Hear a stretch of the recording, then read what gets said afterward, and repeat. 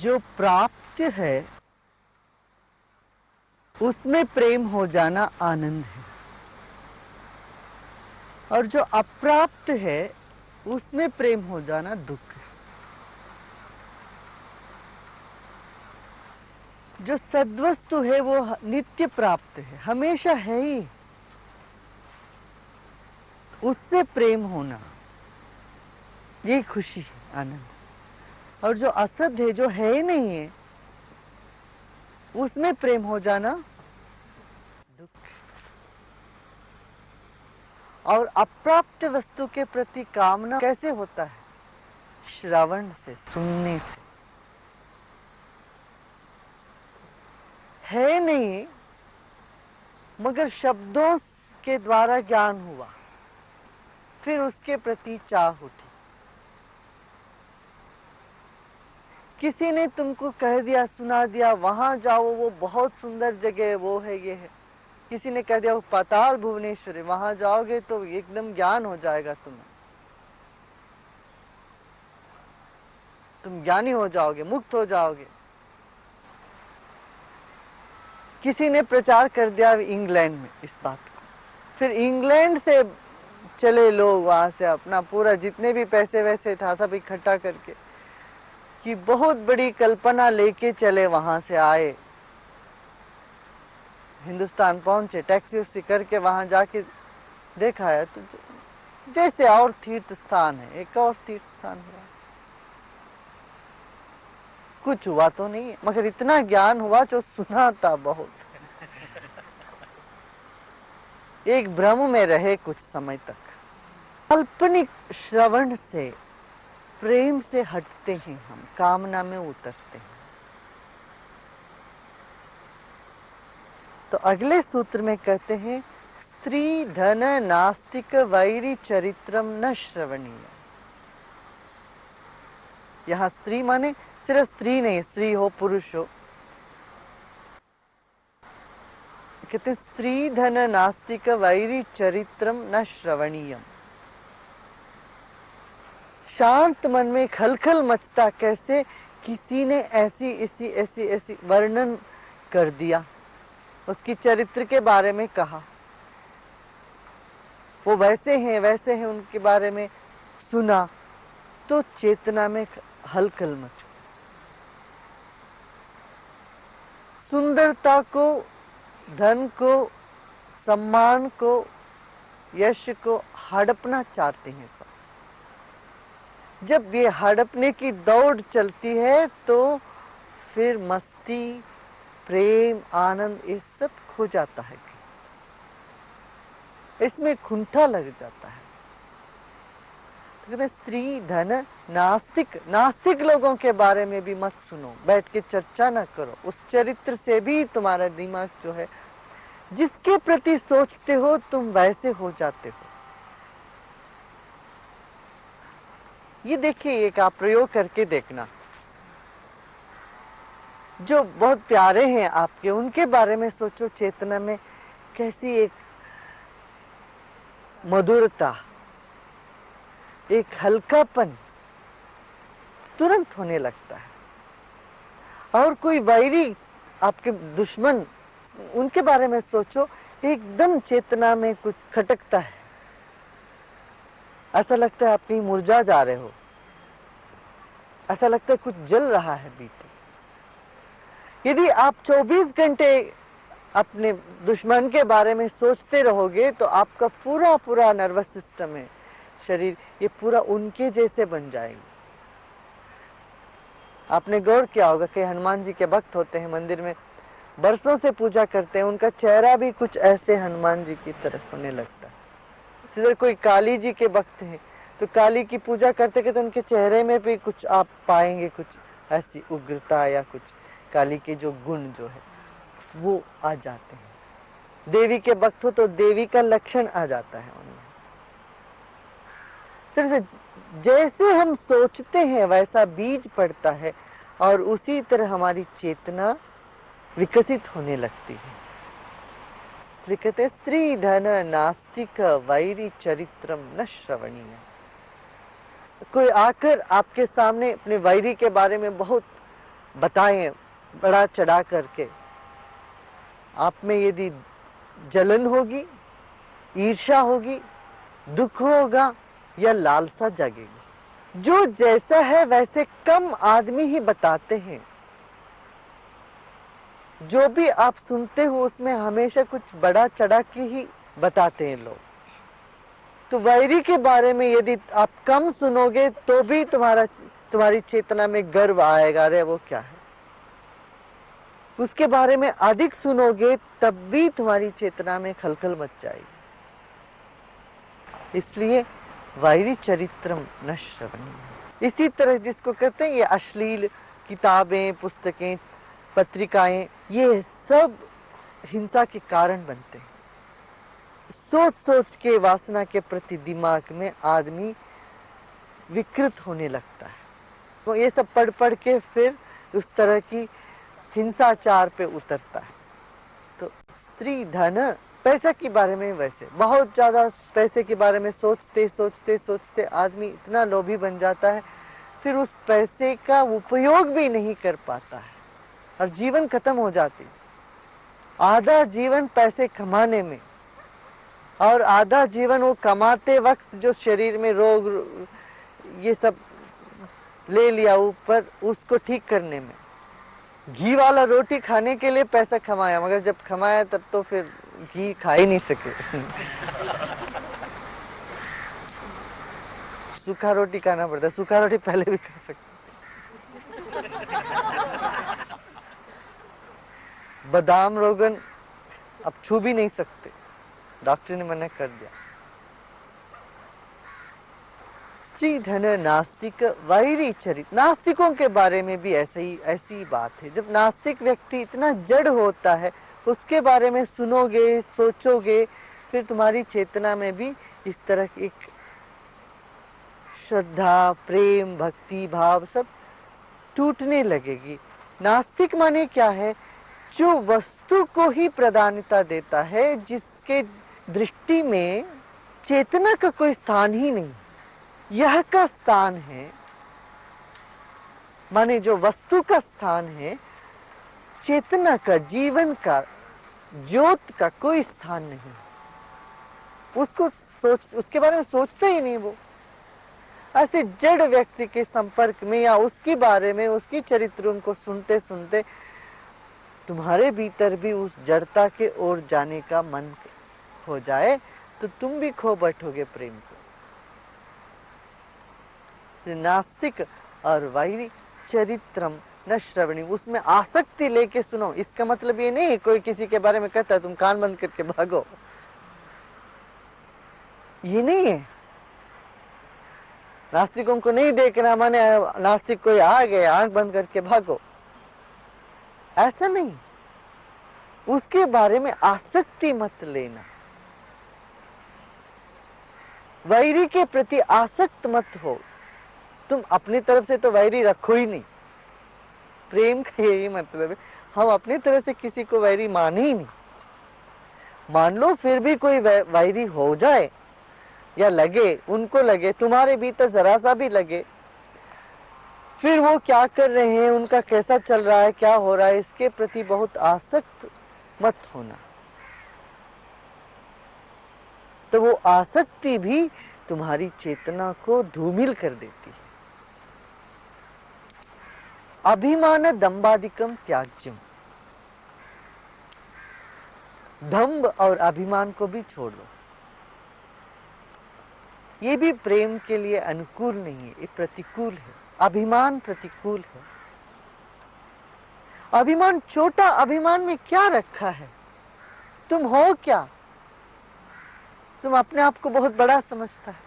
दुनिया में चाहे नहीं बड़ा समझे, आध्यात्म में कोई बड़ा समझने लगता है। मेरे जैसे कोई संत हुए नहीं, मैं सबसे बड़ा हूँ, या मेरे जैसे कोई ज्ञानी नहीं है, मेरे जैसे पवित्र व्यक्ति नहीं है, ये भी अभिमान है। या मैं बिल्कुल बेकार आदमी हूँ, मैं नालायक हूँ, मैं किसी काम का नहीं हूँ। हम अभिमान माने एक ही तरह सोचते हैं, मगर अभिमान का दो पहलू है। अपने आप को बिल्कुल नीच समझना भी एक तरह का अभिमान है। या अपने आप को बहुत ऊंचा समझना भी एक तरह का अभिमान है। तो इस अभिमान छोड़ने लायक है। अभिमान ऐसा पत्थर है, फूल जैसे तेरा जो प्रेम है वो मन में, उसके ऊपर वह बैठ जाता है। अभिमान के पीछे पीछे दंभ होता है। दंभ माने दिखावा, आडंबर, दूसरों को दिखाने के लिए जो कुछ करते हैं ये दंभ है।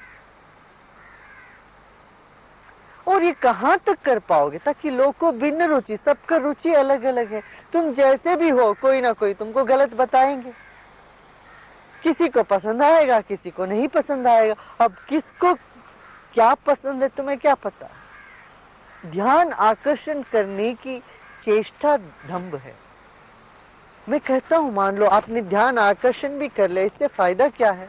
मान लो आपने अपना धन या अपनी प्रतिभाओं को प्रदर्शन कर लिया, तो देखने वाला आदमी या ईर्ष्या से भर जाएगा। जो ईर्ष्या से भरेगा वो तुमको नुकसान पहुंचाएगा। तुम्हारा दोस्त नहीं, दुश्मन हो गया। दोस्त भी दुश्मन हो जाते हैं दंभ से। क्यों? दंभ किसी को नहीं पसंद है, अपनापन नहीं है ना उसमें, तभी तो दंभ होता है। तो दूसरे देख के तुम पर ईर्ष्या करेंगे, या उनमें ऐसी कामनाएं उठेंगी, मेरे को भी ऐसा हो, लोभ उठेगा। तो लोभ और ईर्ष्या के वश औरों को करने से तुम्हें क्या लाभ मिला? तुम भी गए, वो भी गए, दोनों ले एक दूसरों को लेके डूबे। इसी को दंभ कहते। तुम्हारा स्वभाव, तुम्हारा जो भी अर्जित है, उसको देख के वैसे कोई ईर्ष्या में आ जाए, कोई हर्ज नहीं। तुम क्या करोगे उसके? तुम्हारा नाक अच्छा है, आंख अच्छा है, तो कोई देख के, दांत अच्छा है तो कोई ईर्ष्या करे, तो तुम कुछ नहीं कर सकते ना। मगर तुम जबरदस्त दिखाने की जो चेष्टा करते हो, उस चेष्टा से तुम्हारा ही चेतना में भारीपन हो जाता। इसका मतलब ये नहीं कि तुम अच्छे ढंग से सज धज के जाओ मत, ये बात नहीं है। मगर दिखावा करने का, ध्यान आकर्षण करने की एक पिपासा है, प्यास है तुम्हारे भीतर, उससे हटो। तब तुम घंटों भर सजने की कोशिश नहीं करोगे। साफ सुथरा जाओगे जरूर। और कई लोग 3-4 घंटे लगा देते हैं। कोई विवाह हो, कोई पार्टी हो घर पे, बस अपना पूरा ऐश्वर्य का प्रदर्शन करते हैं। और जो उस प्रदर्शन में जाते हैं वो भी बड़े बेचैन होके लौटते हैं। देखो कितना प्रदर्शन कर लिया इन्होंने। गाली दे के जाते हैं। किसी सेठ के यहाँ शादी हुई, 7 दिन शादी कराई उन्होंने, और जो उनके बहुत नजदीक के दोस्त थे वो लोग भी सब गाली देने लगे पीछे से। आगे से तो अरे ऐसी विवाह तो, ऐसा शादी तो हमने कभी देखा ही नहीं। उनको बधाई तो दे दी सामने। देखो कितना है, इतना दंभ करने की क्या जरूरत है? तो कि जो कुछ करे दूसरा आदमी कहते इससे मैं ज्यादा करके दिखाऊं, और तीसरा कहे इससे मैं अधिक करके दिखाऊं, इससे कम कहीं हो सकता है? और एक दूसरे पर इसी को दंभ करते हैं, कंपटीशन करते हैं, प्रतिस्पर्धी से काम करना। प्रतिस्पर्धी का जो भावना है, उससे बेहतर मैं दिखाऊंगा, ये दंभ है। ये भी प्रेम के लिए अनुकूल है। प्रेम जोड़ता है, प्रतिस्पर्धी तोड़ता है। दंभ तुमको अलग करता है। तुम अपनों से दंभ नहीं करते हो, दूसरों के साथ दंभ करते हो। जब दूसरे है ही नहीं फिर दंभ कैसे करोगे? ये जब दंभ छोड़ोगे तभी तुम सबको अपना मानने लगोगे। उसी वक्त, उसी दिन। अभिमान दंभादिकम त्याज्यम तदर्पिता किलाचारसम काम क्रोध अभिमानादिकम तस्मिन्नेव करणीय। फिर जीवन क्या हुआ? आप कहते काम नहीं, क्रोध नहीं, मोह नहीं, कुछ नहीं है, तब तो जीवन बड़ा फीका हो गया। और ऐसा असंभव सा है, ये तो कोई वास्तविक लगता तो नहीं है। देखिए एक बच्चे में भी क्रोध है, क्रोधित होना सहज है, स्वाभाविक। उसके हाथ में कोई चीज है, उसको छीन लो, वो भी इतना क्रोधित हो उठता है। 6 महीने का बच्चा, अभी उसने दुनिया पूरा कुछ भी नहीं देखा, बोलना भी आता नहीं अभी, मगर उसके हाथ से कोई चीज छीनो, तुमको दिखता है कितना गुस्सा करता है।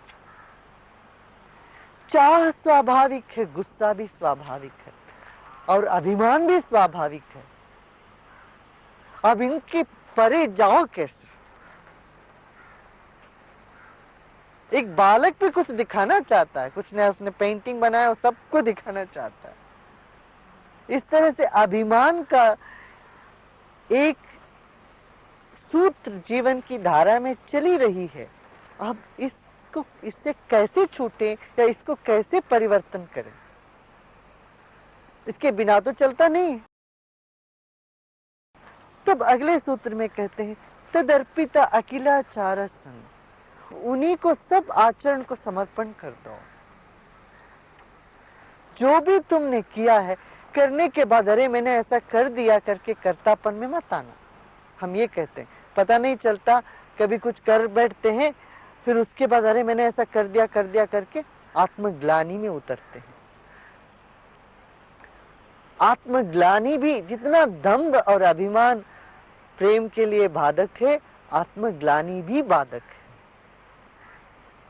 गुरु होते हैं इसीलिए जिनके पास जाके तुम सब आत्मग्लानि को बहा दो, सब तरह की अभिमान को बहा दो। अभिमान तो टिकता ही नहीं गुरु के सामने, टिक ही नहीं सकता। ना दंभ टिकता है, ना अभिमान टिकता है। आत्मग्लानि जो टिक जाएगा तुम्हारे भीतर, उसको भी गुरु के पास जाके समर्पण कर दो, वो हो जाता। ज्ञानी के पास जाके समर्पित कर दो। तदर्पिता अखिलाच, भगवान को समर्पण कर दो। आत्मग्लानि यदि होवे, और काम क्रोध अभिमान को भी उनके साथ जोड़ दो। कामना उठी तो उसी की कामना करो। जब उसी की कामना हो जाती है और कामना कुछ रह नहीं जाता। गुस्सा करना हो तो उसी पर करो, और किसी से करके क्या लेना देना है, करना तो उसी पर करो। क्रोध भी उसी पर करो, कामना भी उसी की हो, और अभिमान भी उसी का करो। ऐसा अभिमान करो ताकि तुम उसके हो। मालिक तुम्हारा है, दुनिया का मालिक तुम्हारा है, तो तुम्हारा अभिमान की कोई आरा पार है, कोई सीमा है? अभिमान को भी इतना बृहद रूप दे दो, प्रेम बच जाता है। प्रेम की मौत होगी नहीं फिर, तभी प्रीत पुरानी होती है। अक्सर लोगों का प्रेम जो है ना, पुरानी नहीं होती, वो तो ताजा ताजा रहता है और जल्दी मर जाता है। 2-4 दिन प्रेम हुआ, बस 5वें दिन वो खत्म हो गया। प्रीत पुरानी होनी हो, जन्म जन्मों तक प्रीत यदि चलना हो, तो काम क्रोध अभिमान उसी से करो। औरों से करके तनाव से भरोगे, उससे करोगे तो भक्ति में बढ़ोगे। सीमित दृष्टिकोण से काम भी, क्रोध भी, मोह भी, अभिमान भी तुम्हें थका देगा। तुम थक जाओगे, तनाव से भर जाओगे, क्षीण होने लगोगे। मगर वही क्रोध, वही कामना, वही अभिमान उस विराट से करोगे तो फिर तुम और फल पाओगे। त्रिरूप भंग पूर्वकम नित्य दास्य नित्य कांता भजनात्मकम प्रेमम कार्यम प्रेमैव कार्यम। त्रिरूप भंग पूर्वक, ये जो 3 तरह का प्रेम है ना, त्रिरूप, 3 रूप का है। सात्विक, राजसिक, तामसिक प्रेम। इनसे परे भी एक प्रेम है, वह भक्ति है, पूर्ण है, और इन तीनों को समेटा हुआ है उसने। त्रिरूप भंग पूर्वकम नित्य दास्य नित्य कांतात्मक, 2 तरह का प्रेम मुख्य है। एक तो दास का भाव, आप मालिक हो, मैं दास। दूसरा सखा भाव, कांता, कांता भाव। सखा भाव हो या दास भाव हो, इन 2 ही भाव में निकटता है।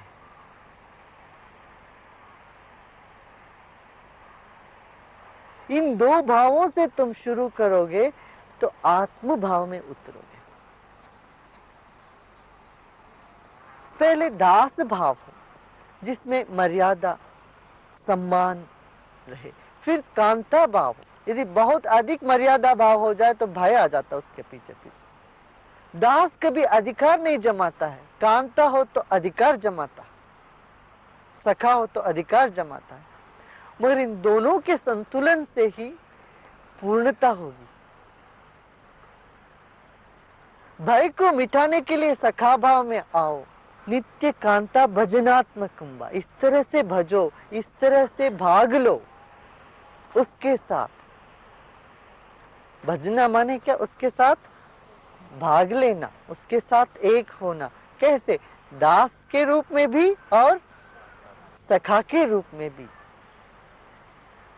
सखा मानोगे तो बहुत पास महसूस करोगे, और दास मानोगे तो दुखी नहीं होगे। दास कभी उदास नहीं हो सकता। सखा उदास हो जाता है कभी, अरे मेरा सखा ने मेरे को देखा नहीं, मेरे से बात नहीं किया। सखा सखी, सखा सखी के बीच में जो तकलीफ है वो दास भाव उसके साथ जरा सा मिल जाए तो मिट जाएगी।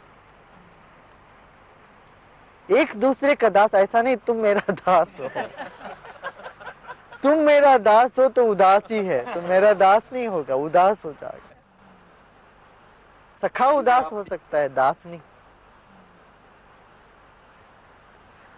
तो नित्य माने कभी कभी नहीं, रोज रोज दास भाव और सखा भाव में भजन करते हुए प्रेम कार्यम प्रेमैव कार्यम, प्रेम ही करना है, प्रेम ही करना, और कुछ नहीं करना है। भक्ता एकांतिनो मुख्य।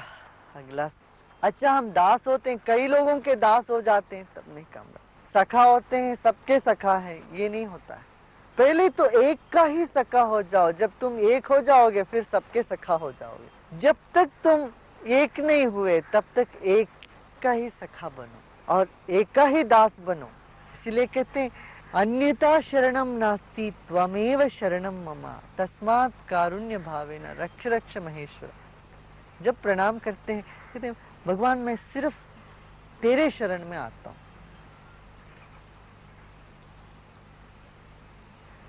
एकांतिनो मुक्ता, भक्ति में एक दृष्टि को, एक जिसको कहते हैं ना वन पॉइंटेडनेस, एकांतता और एकाग्रता आवश्यक है, वह मुख्य है। भक्तों में भी वो और मुख्य, जिसका लगन एक तरफ से लग गया, बस इधर उधर भटकने की कोई संभावना ही नहीं। भक्ता एकांतिनो मुख्यः कंठावरोध रोमांचाश्रुभिः परस्परं लापमानः पावयन्ति कुलानि पृथ्वीं च।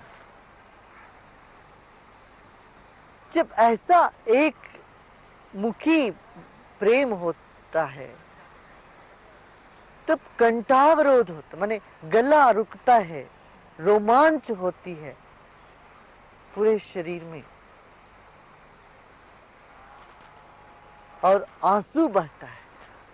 उसके बारे में बोलने से आंसू बहती है, उसकी कथा सुनने से आंसू बहती है, उसकी चर्चा में रोमांच होता है। यह प्रेम का लक्षण है। ये मुख्य भक्त जो है, प्रधान भक्त, पूर्ण भक्त का ये एक लक्षण है।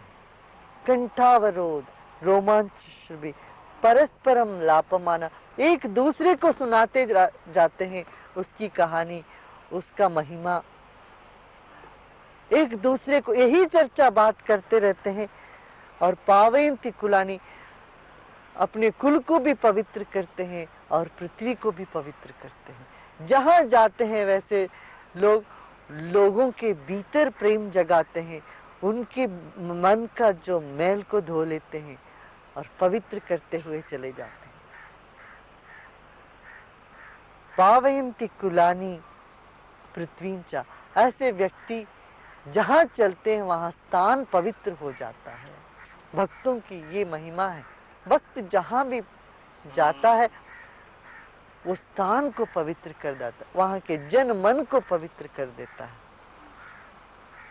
तीर्थी कुर्वन्ति तीर्थानि सुकर्मी कुर्वन्ति कर्माणि सच्चास्त्री कुर्वन्ति शास्त्राणि। ऐसा भक्त ही, माने ये मत समझो कोई भक्त है हम नहीं हो सकते, मैं कहता तुम भी हो, तुम कोई कम नहीं हो। बस एक दृष्टि आ जाए, तुम एकांतित हो जाए तुम्हारा प्रेम, तुम भी हो। तीर्थी कुर्वन्ति तीर्थानि, तीर्थ स्थान होता है संतों से, प्रेमियों से, पंडों से नहीं। जहां प्रेमी बैठते हैं वही तीर्थ स्थान हो जाता है, जहां ज्ञानी बैठते हैं वही तीर्थ स्थान हो जाता है। तीर्थ तीर्थ बना इसलिए वहां प्रेमी ज्ञानी रहे कभी ना कभी। तो वो तीर्थ को भी तीर्थ बना देते हैं। हर कर्म सुकर्म हो जाता है, वो कुछ भी करें वह कर्म पवित्र कर्म होने लगता है। तो कि भक्त कोई गलत कर ही नहीं सकता, करेगा कैसे? भक्त को कुछ चाहिए ही नहीं, उसके कण कण में समर्पण है, उसके कण कण में श्रेय है, उसके हर सांस में श्रेय ही श्रेय है सबके लिए। ना कोई ममता है, ना कोई मैं कुछ है ही नहीं भीतर, या वह मैं सब कोई है, ऐसा समझे। मुझ में जैसे घर के प्रधान व्यक्ति घर के हर व्यक्ति को अपना समझते हैं, इस तरह एक भक्त के लिए सब कोई अपने हो जाते हैं। ऐसा नहीं हो जाते हैं, ये भी नहीं है, सब है ही, मगर ये जान लेते हैं, सब कोई मेरे हैं ये जान लेते हैं, करना नहीं पड़ता, वो होता है। सुकर्मी कुर्वन्ति कर्माणि, जो भी कर्म करते हैं वो सुकर्म हो जाता है, अच्छा कर्म हो जाता है। सच्चास्त्री कुर्वन्ति शास्त्राणि, शास्त्रों को वो सच्चा शास्त्र बना देते हैं, मगर जो सुना है लिखा है उसको प्रमाणित कर देते हैं, जीवन में उतरे शास्त्र, तभी वो सच्चा शास्त्र हुआ। जो किताबों में रहा सिर्फ, तब तक वो सच्चास्त्र नहीं हुआ। सच शास्त्री कुर्वन्ति शास्त्राणि, शास्त्रों को जीवन में उतार लिया है, तब वो शास्त्र की महिमा बढ़ गई। भाई एक होता है अज्ञानी का लक्षण ये है, अज्ञानी समझता वस्तुओं से उसका खुद का मूल्य बढ़ जाएगा। मेरे पास गाड़ी हो तो मेरा मूल्य बढ़ जाएगा, ऑडी हो तो मेरा मूल्य बढ़ जाएगा, बेंज कार हो मेरे पास, मेरा महत्ता बढ़ जाएगी। तो वो अपना मूल्यांकन वस्तुओं से करते हैं, ये अज्ञानी का लक्षण है। ज्ञानी से वस्तुओं की महत्ता बढ़ती है। अब एक चप्पल गांधी जी पहने, महात्मा गांधी जी, तो उसका मूल्य बढ़ गया। वो वैसे पुराना चप्पल है, फटी, वो फटा हुआ चप्पल है, साबरमती आश्रम में रखी हुई है, मगर उसका महत्व इसलिए बढ़ गया, वो एक छोटी सी लोटा, वो लोटा में क्या है, मगर वो महात्मा गांधी ने उसको इस्तेमाल किया, उसका महत्व बढ़ गया। व्यक्ति से वस्तुओं का महत्व बढ़ जाना ज्ञानी है, ये ज्ञान का लक्षण। तुम जिस पर बैठते हो, जहां उठते हो, जहां खड़े होते हो, उससे उन वस्तुओं में एक चमक, एक महत्व आ जाती है। बुद्ध बोधि वृक्ष के नीचे बैठे तो वो बोधि वृक्ष को महत्व दे दी, बोधि वृक्ष से बुद्ध को महत्व नहीं मिली। इस तरह से शास्त्रों के जीवन, उनका जीवन होने के नाते शास्त्र को भी सच्चा शास्त्र कर दिया। शास्त्र यही है, जीवन का ही एक संग्रह है, अनुभवों का संग्रह ही शास्त्र है। अब वो प्रत्यक्ष निदर्शन करके बता देते हैं भक्त। तन्मयाः, उनके कण कण में वही है, प्रेमी के कण कण में प्रेमास्पद है। जिसके प्रेम में वो पड़ गए उन्हीं से वो भर गए पूरा। तन्मयाः, उन्हीं से भरने के नाते ये सब होता है।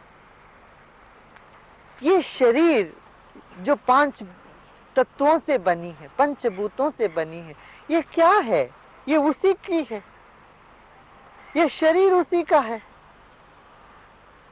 जब ये जान लिया शरीर उसी का है, इसके भीतर जो मन है वो भी उसी का है, और जानने की शक्ति भी उसी का है, और मैं रहा कहाँ? वही है, वही है, वही है। जब हर क्षण में उसी का है स्मरण है, वो स्मृति भी उसी का है, स्मरण शक्ति भी वही है, तब तन्मया कहते हैं वही है, उसके सिवाय कुछ है ही नहीं। हम जो भी प्रशंसा सुनते हैं किसी से, वह सब प्रशंसा उसी की है, या गाली सुनते हैं वो गाली भी उसी की है। इस तरह से हर तरह वही वही जब छा गए तब कहते तन्मया, उस से भरा हुआ है सब कुछ। तो भक्त भगवान से अलग नहीं है, भक्त ही भगवान है।